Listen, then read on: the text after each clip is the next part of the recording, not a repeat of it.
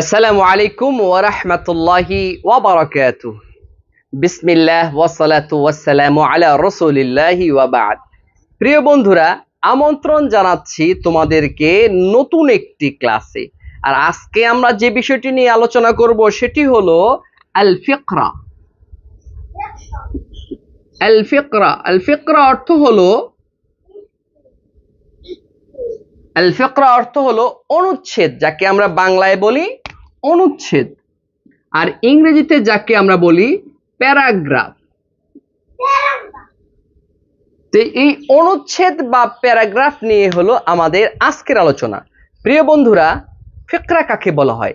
আল ফিকরাতু হিয়া মাজমুআতু জুমাল। ফিকরা হলো কিছু জুমলার সমষ্টি, কিছু বাক্যের সমষ্টি, মুরতাবাতুন বিফিকরাতিন ওয়াহিদা, যেটা একটি ফিকরা নিয়ে, একটি চিন্তা নিয়ে, একটি আলোচনায় সীমাবদ্ধ থাকবে। তো স্বভাবতই প্রশ্ন আসে যে ফিকরাটা আমাদের কতটুকু লম্বা হবে, কতটুকু এটা দৈর্ঘ্য হবে। সাধারণত ফিকরার কোনো সুনির্দিষ্ট আকৃতি না থাকলেও ফিকরাটা সাধারণত দৈর্ঘ্য থাকে 5 থেকে নিয়ে 8 লাইন, 5 থেকে নিয়ে 8টি জুমলা, 5 থেকে নিয়ে 12টি জুমলার মধ্যে সাধারণত ফিকরাটার এই থাকে। 5 থেকে নিয়ে 12 জুমলা পর্যন্ত ফিকরার সাধারণত হদটা থাকে, সীমাটা থাকে। তো এই 5 থেকে নিয়ে 12টি জুমলা যাই হোক না কেন, শুরুতে আমার যেটা লাগে সেটা হলো তার টাইটেল, তার শিরোনামটা। শুরুতে লাগে কি,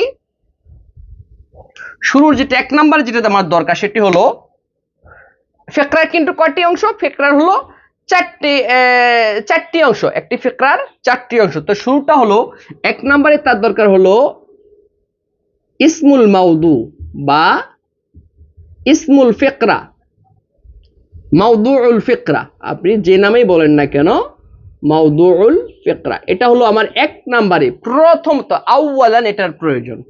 2 নম্বরে কি প্রয়োজন? ফির রকমিস সানিয়া, সানি যেটা আমার দরকার সেটা হলো আল মুকদ্দমা। আল মুকদ্দমা, সূচনাটা, ভূমিকাটা কেমনে হবে? তো এইখানে মুকদ্দমাতে কি আসে? আল ফিকরার মুকদ্দমাতে একটি জুমলা থাকবে এবং যে জুমলাটা আমার এই যে মাউদুটা আছে সেই মাউদুটাকে প্রতিনিধিত্ব করবে। ধরুন মাসালান, ধরুন আমরা মাউদুউল ফিকরা দিলাম কি, মাউদুউল ফিকরা দিলাম ধরুন আল কুরআনুল কারীম, অথবা আল কোরআনুল কারীম, অথবা ধরুন আল হাদিসুন নববী, বা কোরআনুল কারীমই দেই, এটা নিয়ে কথা বলি। তো মাউদুউল ফিকরা আমাদের আল কোরআনুল কারীম, মানে পবিত্র কোরআন কারীম নিয়ে। তো আমাদের শুরুতে কি মুকদ্দমাতে কি আসবে? মুকদ্দমাতে আসবে এটার পরিচয়, মুকদ্দমাতে আসবে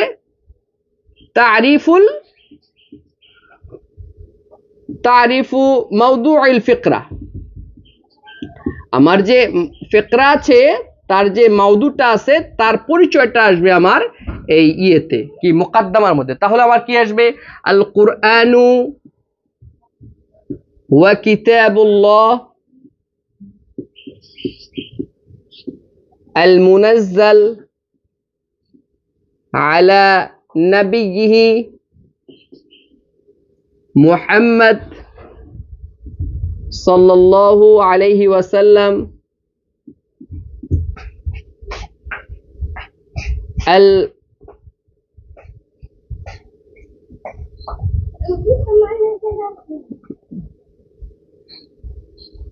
المكتوب في المصاحف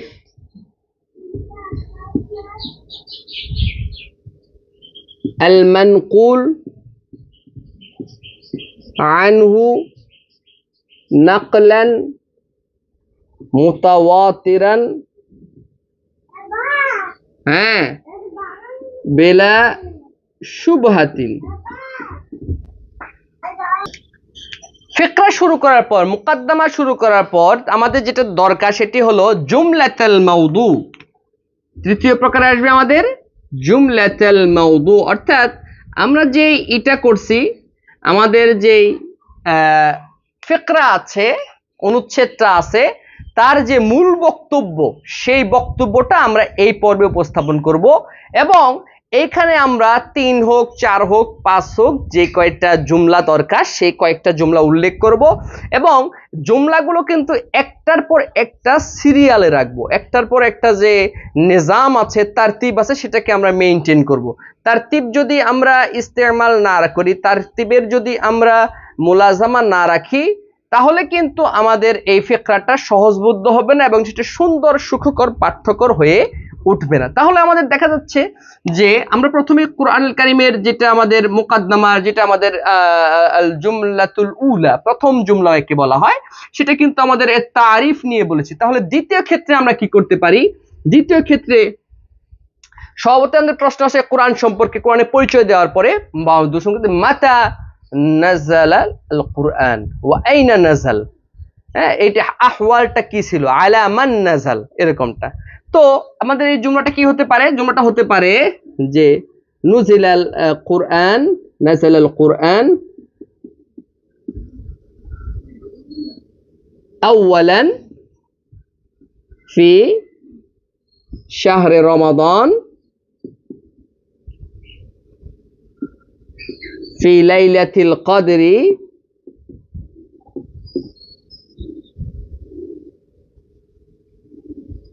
আলা নবিয়িনা মুহাম্মদ সাল্লাল্লাহু আলাইহি ওয়াসাল্লাম ফি গারে হিরা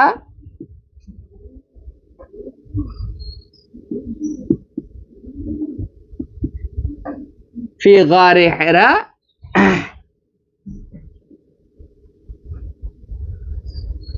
নাযালা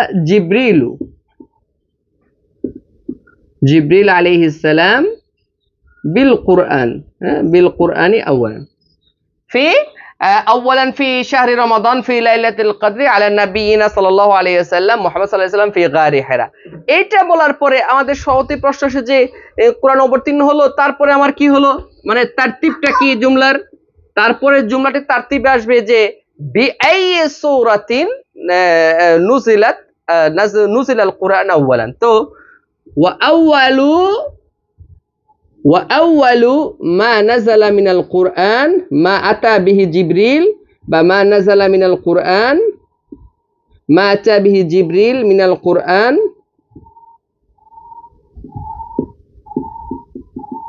هي الآيات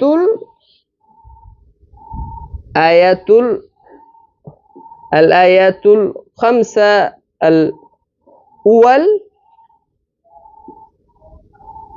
মিন সূরাতিল আলাক। সূরা আলাকের প্রথম 5 আয়াত নিয়ে জিবরাইল আলাইহিস সালাম অবতীর্ণ হয়েছেন। তো এরপরে আমাদের কি আসে? হ্যাঁ, ইনকাসামাল কুরআন, কুরআনটা বিভক্ত হয়। ইনকাসামা সুয়ারুল কুরআন, কুরআনের সূরাগুলা বিভক্ত হয় আলা কিসমাইন, 2 প্রকারে, মাক্কিয়া ওয়াহিয়া মা নাযালা বি মক্কাহ আল মুকাররমা ওয়াল মাদানিয়া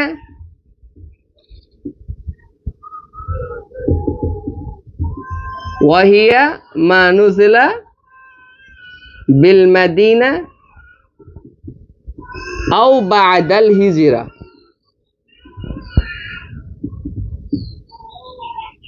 এরপরে কোরআনটা কেমন হলো? আদাদুস সুয়ারিল মাক্কিয়া কতগুলা? ওয়া আদাদু সুয়ারিল মাদানিয়া, আদাদুস সুয়ারিল মাদানিয়া কতগুলা উল্লেখ করে দেন। এরপরে জুমলা আমরা কি লিখতে পারি? যে ওয়া দাওয়ানাল কুরআন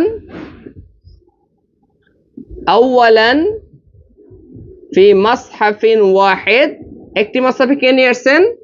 সাইয়্যিদুনা যায়েদ ইবনে সাবিত রাদিয়াল্লাহু আনহু বি আমরি আও বিমুশাওয়ারাতি আল খলিফাতিল মুসলিমিন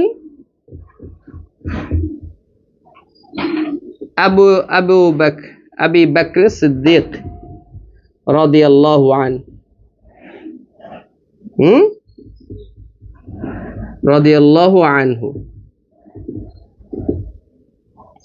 এইভাবে কিন্তু আমরা জুমলাতুল মাউদুটাকে আমরা বর্ণনা করতে পারি। তো জুমলা আরো আমরা লম্বা করতে পারি, 6টি জুমলা হলো, এরপরে আমরা আরো জুমলা নিতে পারি।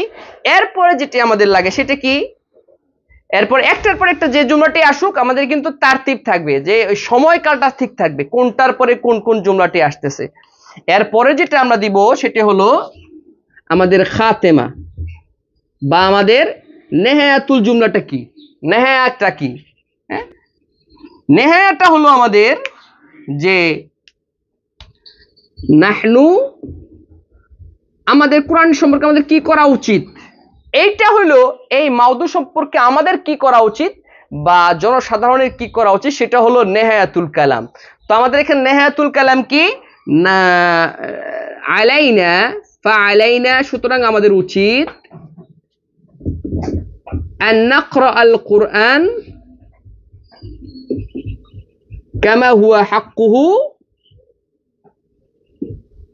ওয়া আন নামতাসিলা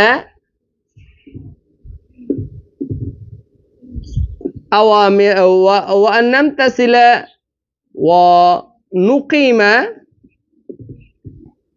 أحكامه في المجتمع في حياتنا وفي المجتمع في حياتنا وفي المجتمع। আমাদের উচিত কোরআনকে আমরা যেভাবে পড়া উচিত পড়বো এবং সেটাকে আমাদের জীবনে এবং আমাদের সমাজে বাস্তবায়ন করব, এটা হলো আমাদের নেহায়াতুল কালাম।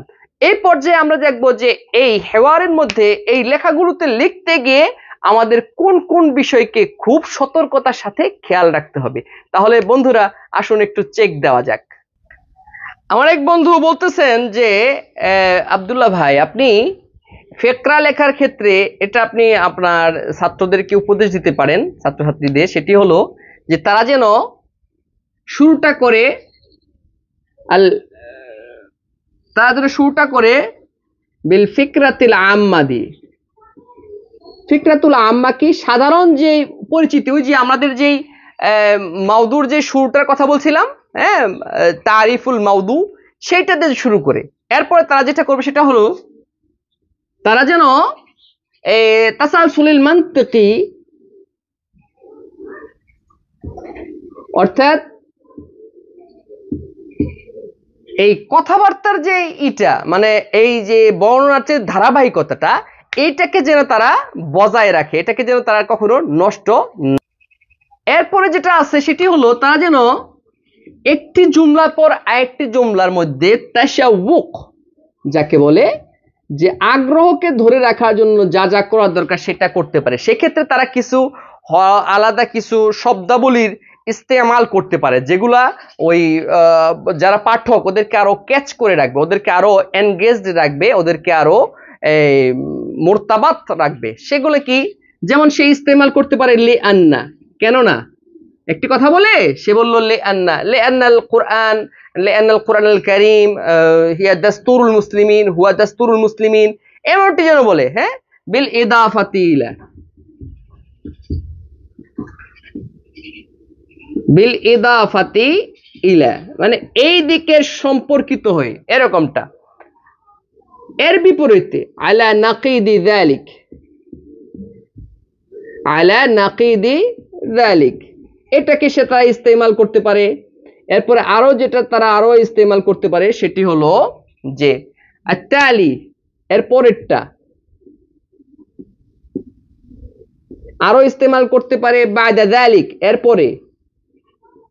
এগুলা কিন্তু মানে ওই যারা পাঠক আছে ওদেরকে একটু করে রাখে, ওদেরকে একটু কি বলে মিলিয়ে রাখে, এর সঙ্গে একটু লাগিয়ে রাখে। ওয়াফকান যালিক, এর সঙ্গে একমত হয়ে, ওয়াফকান যালিক, এর সঙ্গে একমত হয়ে। হ্যাঁ, এটা একটা শব্দ। আরো কি শব্দ আছে যে লা শাক্কা, কোনো প্রকার সন্দেহ নেই, লা শাক্কা, কোনো সন্দেহ নেই, এমনটিও কিন্তু জুমলা তারা এই অংশটুকু তারা ব্যবহার করতে পারে। আরো তিনি বলেছেন যে আরো তারা ইস্তেমাল করে বিত্তাবাই, স্বাভাবিকভাবে, বিত্তাবাই স্বাভাবিকভাবে। আরো এরকম বেশ কিছু শব্দাবলী তারা সহজেই ব্যবহার করতে পারে, যেমন আরো আছে আইদান, হ্যাঁ, টু, যেটা আমরা ইংরেজিতে বলি টু। আরো আছে কি ক্বাবলা, ক্বাবলা যালিক, এর পূর্বে, হ্যাঁ, ক্বাবলা যালিক, বাদা যালিক। আশা করি প্রিয় বন্ধুরা এগুলাকে ইস্তেমাল করলে আরো কিন্তু তাশাউক, যেটা আগ্রহটা, এটা কিন্তু ওদের ধরে রাখা যাবে।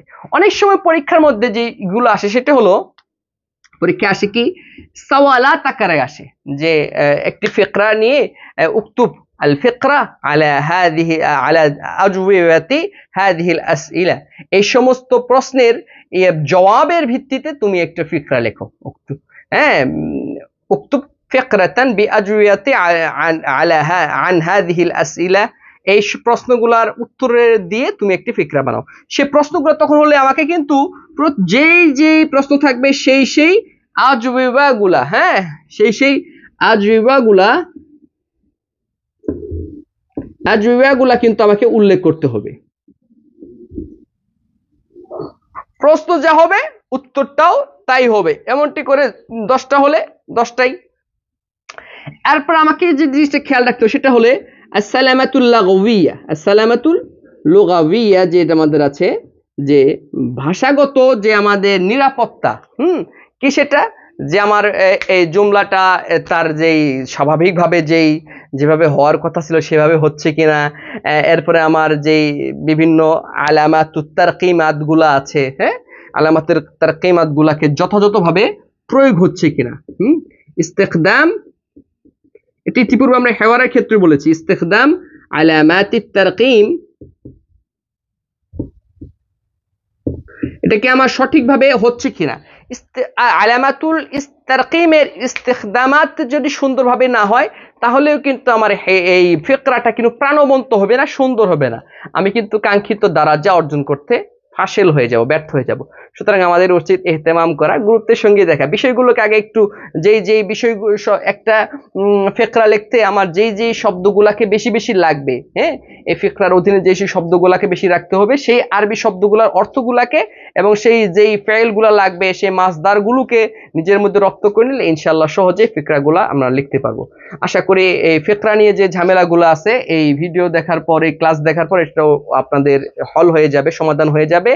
আল্লাহ তাআলা সুন্দরভাবে বিভিন্ন পরীক্ষা সহ আমাদেরকে সহজে ফিকরাগুলোকে লেখার তৌফিক দান করুন। সুবহানাকাল্লাহুম্মা ওয়া বিহামদিকা আশহাদু আল্লা ইলাহা ইল্লা আনতা আস্তাগফিরুকা ওয়া আতুবু ইলাইক। দেখা হবে পরবর্তী ক্লাসে, সে পর্যন্ত সাথেই থাকুন এবং সুন্দর মতামত দিয়ে আমাদেরকে আরো উৎসাহিত করুন।